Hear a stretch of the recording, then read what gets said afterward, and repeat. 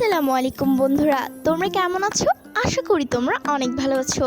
আলহামদুলিল্লাহ, আমি অনেক ভালো আছি। আজ আমি নতুন একটি রেসিপি নিয়ে চলে এলাম। ভাবলাম একটি রেসিপি বানাই।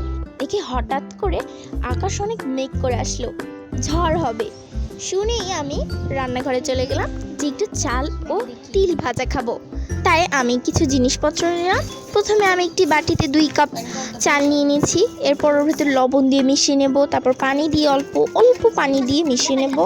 ঠিক এরকম করে চুলার উপর কড়াই বসিয়ে দেব। কড়াই বসিয়ে দিয়ে ওর ভেতরে আমি চালগুলো দিয়ে দেব। ঠিক লাল করে নিতে হবে, অন করে লাল নিয়ে তারপর আমি তিল দিয়ে দেব। তিল ভাজার পর আমি চাল ভাজা ঠান্ডা করে নেব। ঠান্ডা করে নিয়ে ওর ভেতরে আমি দেব পেঁয়াজ কুচি, মরিচ কুচি, এরপর রসুন দিয়ে দেব কুচি করে।